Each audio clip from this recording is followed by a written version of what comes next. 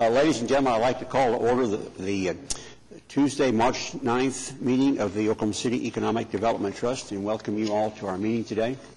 The first item on our agenda is to approve the minutes of the February 23rd meeting. These have been distributed to you previously. There's another copy, I think, at most people's places, and I wonder if there was a correction or an addition to the minutes as they were originally sent out. Mr. Chairman, they were just minor corrections, nothing substantive. Okay. Since there were no substantive changes, the Chair would entertain a motion to approve the minutes. So moved. Second. All those in favor say aye. Aye. Motion is carried. Item 3 on our agenda is a ratification of some claims. These are in our packet. Are there any questions on the claims that we are asked to ratify today? They're all associated with TIF projects, as we've done in the past. There are no gold bond monies associated with this list of claims. The Chair would entertain a motion to ratify the claims. So moved. Motion made and seconded. Are there any additional questions before we vote on these claims? Hearing none, all those in favor say aye. Aye. Thank you very much. The claims are ratified. Now we have a group of items for individual consideration. Under 4A, to Main Street. This is continuing our process of using TIF money funneled through this body to pay for improvements in Oklahoma City. We've dealt a lot in the last week, several months really, with Project 180, which is a major streetscape improvement downtown, and this is just a continuation of that. Are there any questions about the item listed under number A? Hearing none. Are these, we approve these as recommendations to City Council, is that correct? No, Council will concur. Concur. Okay, so we just, we have to approve these, and could we do it as a group, or should we do it individually? It says individual. Okay, so we'll do it in individual consideration. It does say that. Thank you. The Chair will entertain a motion approving item A. So moved. Second. Okay. All those in favor say aye. Item A is approved. Item B is a sort of a similar project. It's a preliminary report on a Myriad Gardens project. Are there any questions on that particular one? Okay, hearing none, the Chair would entertain a motion to approve item B. Since the clock is ticking, I'll say yes. So moved. Second. Second. Motion made and second. All those in favor say aye. Item B is approved. Item C is, again, a related item. Final plans and specifications dealing with the Myriad Botanical Gardens demolition package. Are there any questions on item C? Chair would entertain a motion for approval. Second. Motion made and second. All those in favor say aye. Aye. The item C is approved. Item D is a little different. It's a joint resolution approving the allocation of gold tax bond proceeds and or investment proceeds in an amount of $1,968,000 for Paycom Payroll LLC joint economic development agreements. Kathy, would you like to comment on that? Sure, and I think Mike Ogan and Tiffany Ord are here from the Chamber to kind of go over this project a little bit. Paycom is a company that's located in Oklahoma City. They currently have 325 employees. 200 of those are located here in the city. They plan to create 492 new jobs over the next 5 years and have an estimated annual wage of $36,796. Tiffany or Brent, do you want to add anything else? I'll just add that back in January, we made a presentation to you regarding the Paycom development, and at that time you gave us authorization to negotiate this contract. And the first thing is to approve the allocation of funds. One thing is as Kathy says, 492 jobs. When we put that in our economic model, it's about a $100 million impact to our local economy. So it's a significant amount of money. And Paycom is a 12-year-old company that has continually grown, and they want to put their roots here in Oklahoma City, which is a good thing. So They're wanting to build a headquarters out on the far northwest part of town off of MacArthur and Memorial Road and the Turnpike. So we feel like this is a very good project. And there'd be a significant capital investment as well in their new building. Yes, sir. Because as I recall, there was 3 buildings in the campus that they proposed ultimately to Yes, build. sir. Right now, our contract, the next item requires a $15 million minimum investment in the campus. So and over a 5-year period, we'll hire the 492 jobs. Are there any questions about the project? We've had a presentation from the president of PACOM, and I think it was a very exciting project, a real addition. The impact, $100 million to the economy of Oklahoma City, plus the capital investment, I think is significant. So if there are any additional questions, we've got people here who can answer it. Yeah, Larry. Since this is a little bit different type of a incentive package, just for the record, Brent, would you just go through and outline how this money is going to be allocated? Yes, sir. In working with PACOM, they qualified for $4,000 per job, which is roughly $1.968 million. To help with their development, they sought some relief in with the development of a water line and a sewer line, significantly a sewer line. We've been working with the Water Utilities Trust and worked with PACOM, and the agreement calls for us to spend $1.65 million, which is the current estimate, subject to change as bids come in, to fund basically the sewer line, which will, the Aqua will also be providing roughly $800,000, and that will go to the trust next week. So the bulk of these incentives will go to public improvements, essentially, and then it'll be the same as all other projects where they have to earn, and in this situation, they'll earn credits towards the upfront money. Once they have exhausted or earned enough credits to go towards the initial upfront amount, whatever the balance is, to get to the $1.968 million maximum, they will be, and that's the time we'll actually give them actual payments. But what we anticipate is this will go to the Water Utilities Trust next Tuesday, and then we'll bring that back at our next meeting, a joint resolution between us and Aqua outlining how we're going to work that situation out. This project is kind of a win-win where we do add 492 good-paying jobs, but we also, it helps us spur increased capacity in our water and our water utility system too, which will help spur more development out in that area. So. In conjunction with this project, just sort of an aside, it will allow the Aqua to eliminate 2 sewer lift stations that are currently in service, and those are high maintenance, difficult to operate, and so this will have significant general public value as well. I'd like to compliment the staff on this, coming up with this solution, because I think it's important to realize that each of our clients are going to have individual problems, and we need to maintain the flexibility to deal with those problems because we don't have a one-size-fits-all solution. And I think it's been part of our success so far has been our willingness to try to develop project-specific plans. And I think that's really important as we go forward. I want to compliment the staff on their willingness and their ability to do that. So, are there any questions on item D now? The clawback provisions in this one are a little bit different than a normal one? Yes, I mean, they have 5 years to, well, they have 30 months to build the facility, create the $15 million worth of value, and but as that time passes, they have 30 months to do that. If they do not meet those requirements and they don't create one job, we will require payment from them of what we have spent on this project. Are there any questions on item D? Only a comment on one that, like the way it's structured, as you were saying, customized, and yet that we maintain the integrity of our caps and how much can go to a project. And then the last thing is just that they seem to be another poster child for economic development in the 21st century, and that it's a homegrown company that's looking to expand, or hanging on to them, and really having the glue even stronger between us. Yeah, offering a service that 10 years ago probably wasn't available, and they're growing rapidly all over the country. So. With that, I'd move adoption.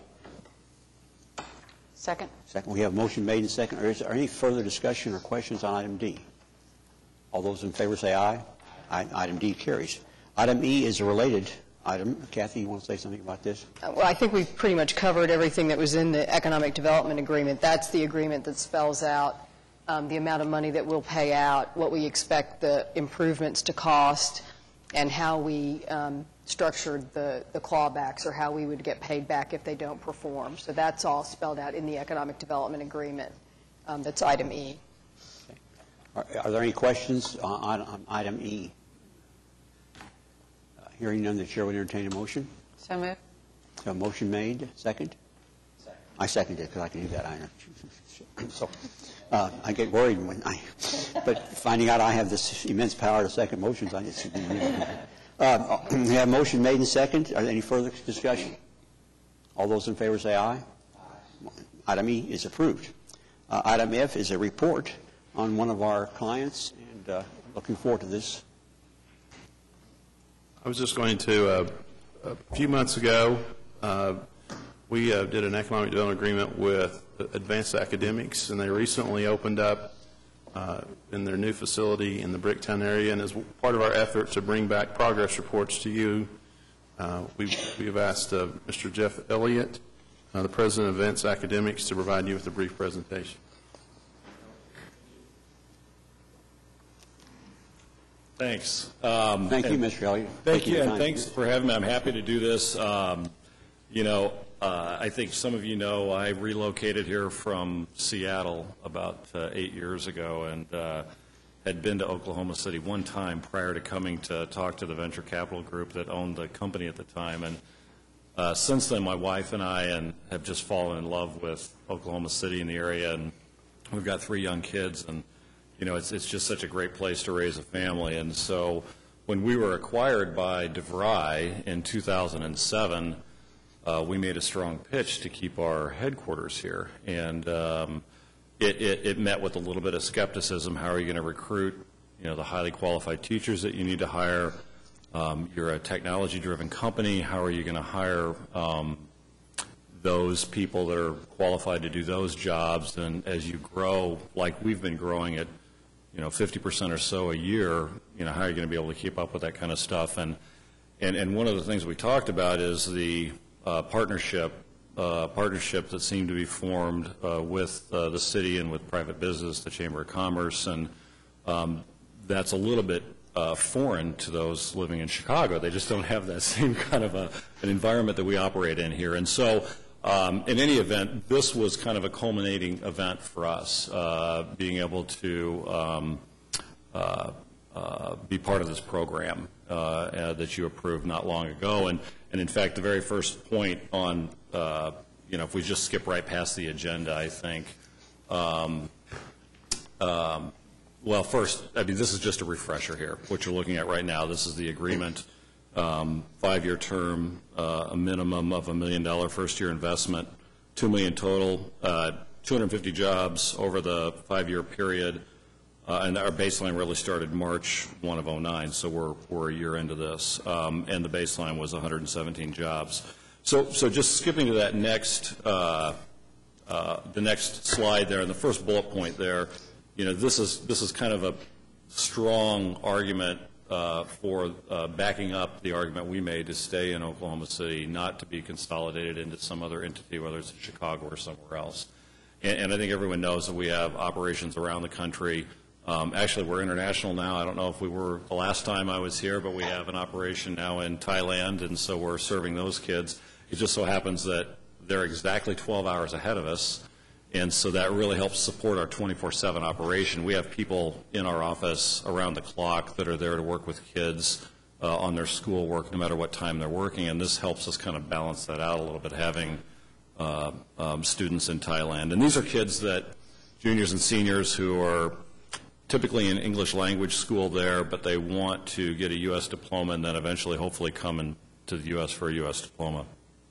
So tangible support, that's what this agreement did for us. It's actually helped us accelerate some of our plans, and so you'll see on the subsequent pages some of those things. And then because we do have operations around the country, a couple of locations in California, Minnesota, Florida and others, and we do staff those operations. We can hire teachers there, we can put counselors there, but because of the incentives we're getting here and because of the kind of business environment we operate in here, it really does help sway our decisions to keep more employees right here in Oklahoma City. And probably about 80% or more of our employees are here now, and that's probably going to continue certainly over the near term and probably over the long term as well. I'm assuming the business environment is going to stay favorable. And I think it's a little harder to predict that in some other areas. It just seems a lot more volatile. Going on to this next page, relocated this past summer, we've invested over $1.4 million, close to $1.5 million since January 1 of 2009. And the bulk of that has been in the building renovations and in the furniture, but we've also spent quite a bit on technology and office equipment, and that will continue. As of the first of this month, we've added 67 new jobs, and 41 of those are qualifying new jobs. And so we're really well on our way to, meeting the 250. I don't see any reason why we won't. So that the mix is a little bit, the non-qualifying to qualifying is a little bit lower than we'd anticipated, but we had to do some quick staff ups over that period of time, and so this is a little weighted by part-time positions and that kind of thing. So that will change. Going on to the next page is just some shots of our building. I hope most of you have seen this driving by or whatever. We've got that sign that just gives me goosebumps every time I drive to the office in the morning, seeing that big sign along the street there. That's a street-level view. On the right, there's our main reception area on the 5th floor, and then that's just kind of looking out the window on that bottom right picture there. That's looking out a little northwest there. And I'd love if anyone would like to come over for a tour to see how we operate. It's really, please, I'd love to have you over, host you. It's a really interesting operation. Like I said, it's 24/7.